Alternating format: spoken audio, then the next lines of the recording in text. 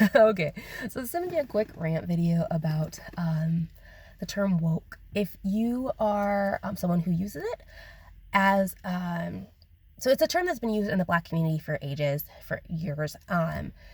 There's, I believe, court document. I think the Scottsboro Boys court case used the term in there. I don't know the exact context at that time. I believe it was used with Emmett Till. And so my understanding of the word is that it goes back historically for being woke or been woke, staying woke, using the habitual be. It's a state that you stay in. You've been woke, you stayed woke, you are woke habitually. It has to do with being aware of racism, being aware of dangers that come with racism, being aware of what can happen, being aware of all my uncles, my black uncles, have been beat by the police. My grandma has been handcuffed and thrown against a wall and then let go because she didn't do nothing. Sorry, she didn't do anything, right? So I think my biological father too, like he is a good example of someone who been woke. He stayed woke. He was woke, right? And I'll tell that story in a little bit, but so I think when white people use it derogatorily to talk about people that are fighting for social change and justice, whether you agree with it or not, I think it's disrespectful, and it's meant to be derogatory, right? Like anytime you're saying something derogatorily towards someone, it is disrespectful. Teaching my son, we are going to be respectful towards people we disagree with, right? So at best, using the word woke to describe the social justice warrior, whatever, is disrespectful, rude, and it is, at worst, maybe cultural appropriation, using a term that was a necessity for the Black culture for a long time to survive. Taking a term that's very important and ingrained, taking something and then using it for your own culture to describe your own political bias.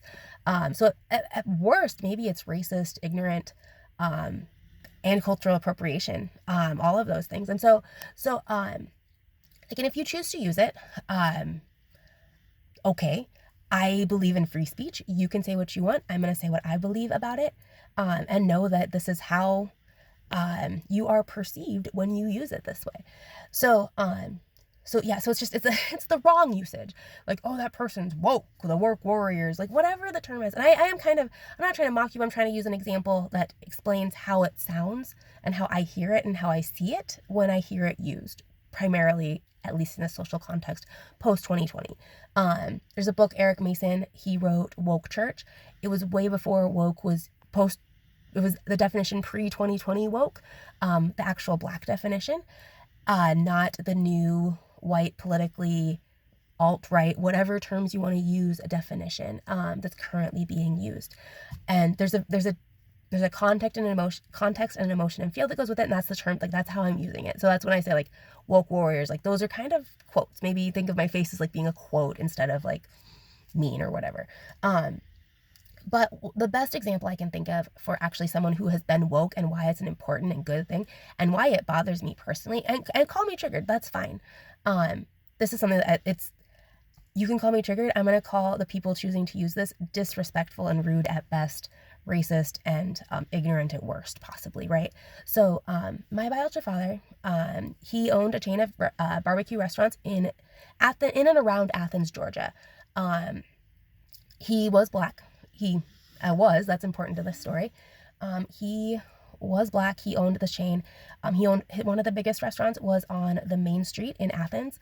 It was illegal for Black people to own restaurants there, own any businesses on the main street, much like any southern town that you may know. True in Richmond, Virginia, Broad Street or Front Street can't own businesses on. Lots of stories. If you can look up almost any town from the history, like right, it's illegal to own property. So my biological father owned a restaurant there and then 4 other restaurants in the same chain.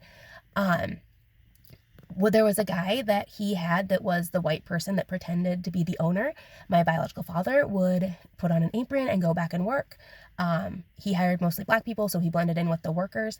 And so that's him being woke to the dangers of being Black and knowing what can happen to a Black person who owns property in Georgia and at certain times in certain places, right? Like he was woke.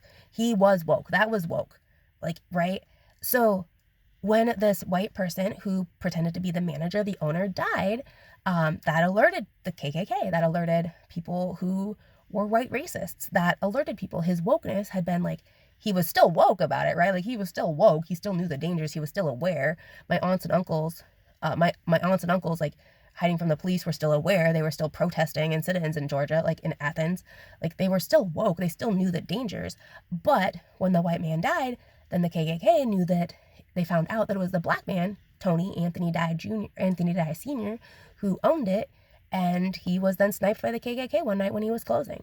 So him being woke is what kept him alive.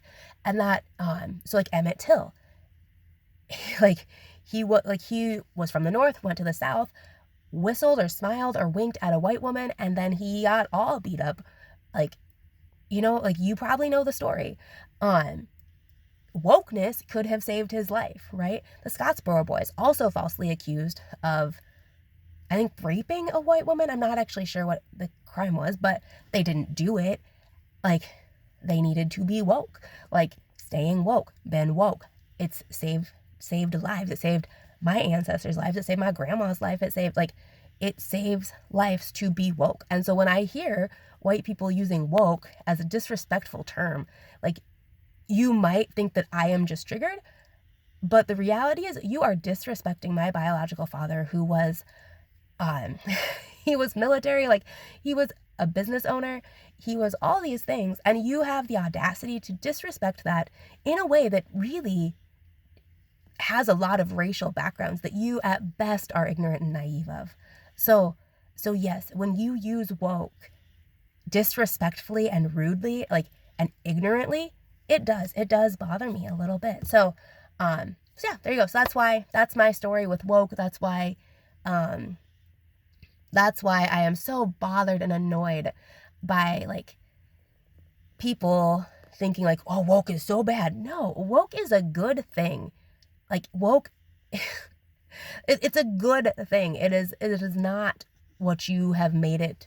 It's not what Trump, I don't know if he did it for sure, but, like, I don't know the exact history of how it became this terrible thing to be woke, and, like, how all of these newspaper and, like, everybody's using the term woke completely wrong. So anyways, and if you feel like you need to keep using it, okay.